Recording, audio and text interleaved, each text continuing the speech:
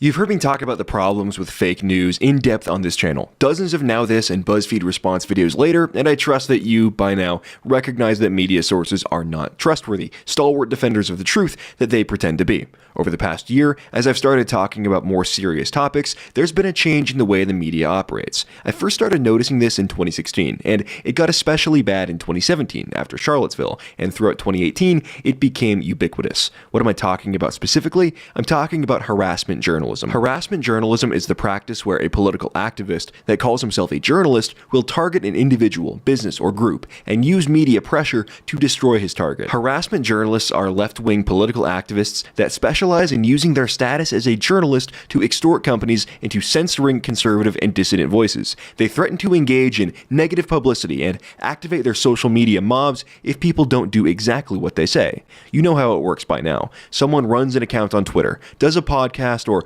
goes to an event. Eventually, their real identity is exposed to the world. The media incites harassment against their family, demands they be fired from their job, and ruins someone's reputation forever. This happens with content creators too. Gavin McInnes, for example, was targeted by harassment journalists and ended up losing his Twitter, PayPal, TV show, and just about everything else. Harassment journalists like to think of themselves as exposing our world's dark underbelly. They're just reporting information. They're telling stories. They will justify their behavior as okay because there is a public interest in the information they're publishing. I think that standard should work both ways. The public has an interest in knowing just who the biggest harassment journalists are. People have the right to be made aware of these shakedown tactics, to be aware that these journalists are not simply shedding light on important news. They are acting as political, ideological activists, using journalism as a tactic. This two-part video series will reveal the top 10 most egregious harassment journalists currently working in America. We will expose their tactics, their symbiotic relationship with far-left, violent Antifa radicals. Journalists, groups like the SPLC and Antifa, all working together to facilitate economic terrorism, censorship, harassment, and the destruction of regular working-class Americans. The beginning of a two-part series ahead in today's video, but first, your chance to own a piece of American history. This is a Morgan silver dollar. In the late 19th and early 20th centuries, they were used to pay for and buy just about everything. These coins really are 90% solid silver, guaranteed by the US Mint, so these coins are even eligible for your IRA or 401k rollover based on their purity. If you're curious and want to see more, or you're thinking of starting to collect these, you can visit the website at historicsilvercoins.com, where you'll find loads more information, prices, and a great video about the history behind these coins. Go to historicsilvercoins.com and save $5 per coin by using my promo code James. Check it out today. Let's begin with a story you're almost certainly familiar with. The Chronicles of Joe Bernstein, or as Sam Hyde affectionately nicknamed him, Blockhead Joe. Sam Hyde and his comedy group, $1 Million Extreme, had a TV show on Adult Swim that ran in the fall of 2016. MDE is known for their surreal, irreverent, politically incorrect comedy. They were actually transgressive and genuinely funny, hard to come by in today's pee-pee poo-poo orange man bad comedy milieu.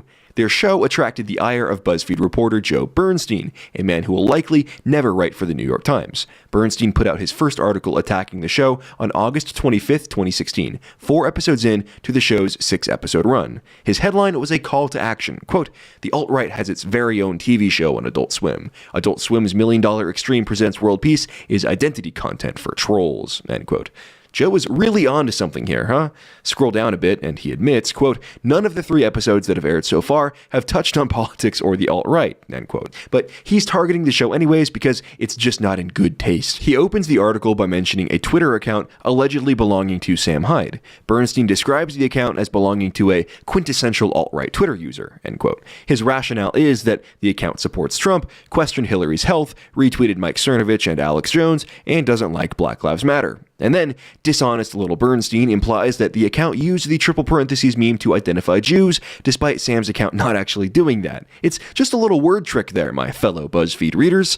I will be linking every article I mentioned today down below, and you can read Joe's work for yourself. He has a problem with MDE's politically incorrect stunts, their real-world performances, and their irreverent antics. His problem isn't with the show content itself. As he noted, the show didn't explicitly mention politics. His problem was with Sam. As Bernstein asks at the end of the article, quote, "Indeed, when the consequences of a culture involve the serial harassment and illegal publication of explicit photographs of a black actress because she had the temerity to stick up for herself, does it really matter whether the people having a laugh over it are in character?" Right. Well, of course, Sam Hyde had nothing to do with hacking Leslie Jones's phone or whatever Bernstein is talking about. World Peace mocked liberal shibboleths, did sketches about middle-aged women hitting the wall, and turned David Duke into a punchline. David Duke. Sam Hyde and his show had to be destroyed, which is precisely what Joe Bernstein did. He contacted Adult Swim for comment, because people are really concerned out here, and wrote 2 ensuing articles to keep fanning the flames and creating drama until the situation became enough of a spectacle that Adult Swim canceled the show. There's a ton more to this story, and I'll link a documentary video below, but you get the gist. Joe Bernstein has a problem with Sam Hyde's Twitter and their irreverent comedy. He lies about the show being a breeding ground for scary alt-right neo-Nazi white supremacist propaganda, and blames Sam Hyde for the unofficial promotional materials that he had no involvement with. Does this jibe with your avowed corporate policies? Joe was able to generate enough kvetching about the show that it was eventually pulled, despite doing great numbers and being massively popular. Joe Bernstein is a harassment journalist that destroys people's careers for a journalist's wage, not someone to be trusted, read, or listened to. Our next example of a harassment journalist is Kelly Wheel. Kelly is a writer for the Daily Beast, and your humbled YouTube presenter has long been one of her favorite targets. Kelly's harassment journalism is a bit more direct, a bit more consistent. Her beat is deplatforming. That is, her purpose in the journalistic machine is to write articles that can be used to pressure companies to ban or deplatform individuals and groups and companies from their services. Here are just some of Kelly's award-worthy investigations. Quote, YouTube cracks down on conspiracy theories, finally. InfoWars makes a stealth return to YouTube. How YouTube built a radicalization machine for the far right. Inside YouTube's far-right radicalization factory. PayPal cuts off Proud Boys, Gavin McInnes, Antifa groups, which, as you'll note, she supports in the case of McInnes while totally defending Antifa. Remember that bit about Antifa, because that will be important in just a minute. Kelly's beat extends to yours truly. In June of 2018, she put out an article calling me a Charlottesville hate marcher. Here's the thing. The photo of me with a tiki torch she or her duplicitous editor used was taken several months after Charlottesville, on Halloween, as a Halloween costume. Get it? Yeah, that didn't stop the Daily Beast from literally photoshopping me into a photo from the Charlottesville Torch March to make it look like I carried a torch in the Torch March, which I didn't because I was there shooting video. Doing my job. The dishonesty of journalists really knows no bounds. In January 2019, Kelly followed up with another article about me, where she called me a fascist white nationalist. Again, with no evidence.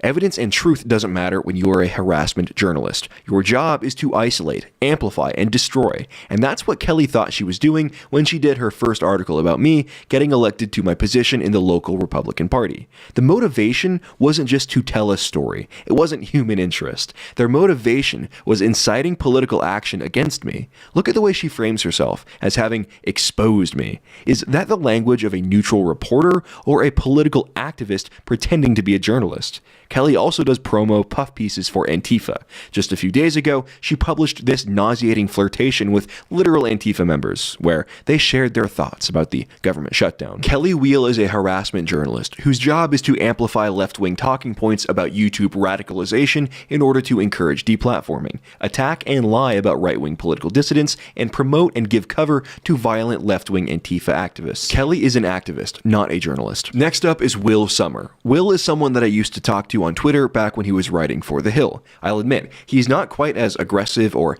petty as many of the other harassment journalists on this list, but his beat is generally the same. In October 2018, he wrote this article for the Daily Beast, quote, Pittsburgh synagogue shooter spewed his hate on Gab, the alt-right's favorite social network. Gab has marketed itself as a home for extremists kicked off of other social media platforms, end quote. Will is trying to imply that Gab should bear some responsibility, some guilt by association, for actions taken by Pittsburgh shooter Robert Bowers. Quote, the Pittsburgh synagogue shooting has put new pressure on Gab, but the shooting could also isolate Gab from the tech companies still willing to do business with it. In the aftermath of the shooting, PayPal kicked Gab off its payment platform. A PayPal spokesperson confirmed to the Daily Beast, end quote.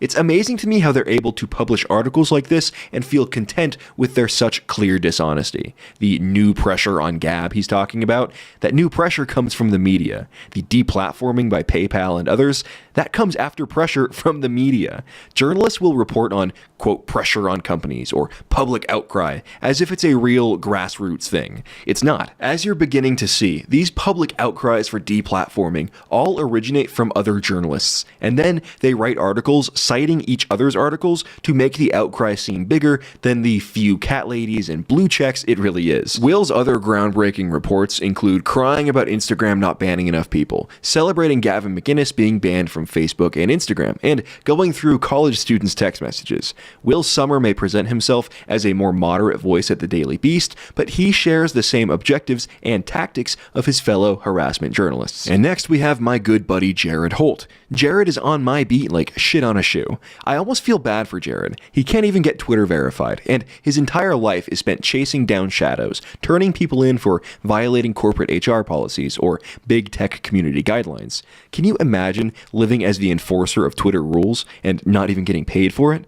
Well, Jared doesn't have to imagine, because that's actually what he does. One man and his quest to get my assistant's Twitter account banned. Very sad. Anyways, Jared's journalism revolves almost entirely around harassment. His job, what he is indirectly paid by George Soros to do, is to whine and kvetch and complain and try to get people fired, deplatformed, and harassed. Starting with PewDiePie, who he targeted for sharing a video from ER. He ran to YouTube to complain that they were running ads from the Federation for American Immigration Reform. Holt claims that they are a hate group. Naturally, being a journalist, he is lying. The Federation for American Immigration Reform is an IRS-recognized nonprofit organization that lobbies to reduce immigration to 1/3 of current levels. Wow, hateful, scary, and terrifying. Ban them from the internet forever. Take away their platform. On a serious note, YouTube does nothing about this guy despite the fact he features white supremacists on his channel. For someone that claims to be a journalist, Jared seems deathly allergic to the journalistic practice of doing an interview. That's another point. Jared, like most harassment journalists, does not actually contact the subjects of his pieces. He doesn't get their side of the story. He doesn't get their comment. Instead, he contacts YouTube, Twitter support, or their employer. He's not interested in reporting the story. He's interested in harassing people's associates to get them banned or fired or somehow punished. The Red Elephants is both racist and anti-Semitic and is also allowed on YouTube. His articles are even worse than his tweets, believe it or not. In January 2019, he attacked Virtual Shield for advertising with me and other conservative pundits. Why is this business marketing software to far-right and conspiracy theorist audiences? Gee, I don't know, Jared. Maybe because it sells? Maybe because we have audiences that like our content, a concept that is wholly alien to you? Incensed that Lauren Southern, Andy Worski, No Bullshit, and myself are all allowed to earn a living and keep a roof over our heads, Jared threw a fit and banged out an angry email to customer service, attempting to get our sponsorships terminated. Thankfully, Virtual Shield totally ghosted him, making me prouder than ever to be working with them. In another article, Holt amplified attacks against the Proud Boys, calling on Amazon to kick them off their web storefront platform, because getting someone banned from selling t-shirts online is really important journalistic work. That is really speaking truth to power. There are countless other examples of Jared Holt engaging in harassment journalism against YouTubers, pundits, companies, and groups. His journalistic purpose is to be a tattletale, a hall monitor, spurring on companies to ban his political opposition from the public space. He is perhaps the most aggressive but least intelligent harassment journalist there is. If he ever reaches out for comment, which I doubt he'll ever do, use the opportunity to flex on him, because he'll definitely get baited when none of these other people will. The last harassment journalist we'll talk about in part 1 of this 2-part series is Christopher Mathias. Chris was one of the cisgendered white males that survived the latest round of layoffs at Huffington Post, while so many talented women of color were kicked to the curb. Hashtag HuffPostSoWhite. Anyways, Chris is the one-man army that would prefer to see rural Americans die from a lack of healthcare than allow a man who says mean words online to keep his job as an EMT. A few months back, he targeted Alex McNabb, an EMT in Virginia's rural, underserved Patrick County. They only have 2 ambulances for the entire county, but that didn't stop Christopher Mathias from leading the campaign to get one of their EMTs fired. Alex McNabb is a contributor to the podcast TDS, very popular in right-wing circles. On the show, he did a comedy bit where he told fictionalized, dramatized stories about a fictional EMT character. These were not based on his real experiences, and you can tell they're fiction because of the sound effects, ridiculous dialogue, and, oh yeah, the part where they literally say these are fictional stories. McNabb's fictional character made less than politically correct statements about race. These comedy bits that McNabb did outside of work hours were what Mathias used to generate controversy and whip up a frenzy demanding that McNabb be fired. Again, McNabb was never once accused of impropriety on the job. He didn't talk politics, he never engaged in misconduct, he never treated patients differently because of their race or nationality. By all accounts, he was an outstanding EMT. But Mathias launched a harassment campaign anyways. He sought out to destroy Alex's career over jokes he told on a podcast. McNabb is married and has one young son. He's one of the county's few EMTs, providing life-saving services for the people of rural Virginia. None of that mattered to the harassment journalist clique, though. McNabb was guilty of wrongthink, telling inappropriate jokes, and as such, he had to be destroyed. Let's review. In today's video, we have talked about 5 of America's worst fake news journalists. Not just fake news. The activist journalists we talked about today routinely engage in harassment journalism, inciting internet mobs to destroy their political targets in the name of public interest. I'm often asked, okay, but how do we push back against this stuff? I'll admit, it's extremely difficult. In the old days, journalists that were doing a hit piece on you would at least reach out for contact. They would at least ask your side of the story, and they may report it in a biased way, but at least it would be in the piece. As journalism has become a weaponized political tactic, that has changed. They don't ask for your side of the story anymore. They don't want to hear it. They're not interested. They just want you destroyed, and if they print your side, that's humanizing. Very bad for their goals. The best way to respond to harassment journalism is by denying them engagement. If you're attacked by one of them as a private individual, don't respond. If your business is attacked, set your social media pages to private and wait for it to blow over. It will within a few days. Don't engage with them or their troll armies. They are not approaching you in good faith to tell your side of the story. They're trying to get you to say things they can twist out of context. If you have the resources and you are lied about, fight back with the legal system. All of these harassment journos have said things that could constitute libel or slander. People who are victimized by their tactics should always keep an open mind towards litigation. We still have 5 journalists to talk about, and that video will be coming out shortly after this one. In part 2 of this 2-part series, we will take a look at the track records of Luke O'Brien, Michael Edison Hayden, Andy Campbell, Elizabeth King, and Matt Rivets. We will expand on the connection between harassment journalism, the SPLC, and Antifa, how all 3 work together to accomplish their mutual goals. And we'll further expand on tips you can use to legally respond if you find yourself targeted by a harassment campaign. Thank you all for watching, I hope you enjoyed, and I'll see you all on the flip side for part 2.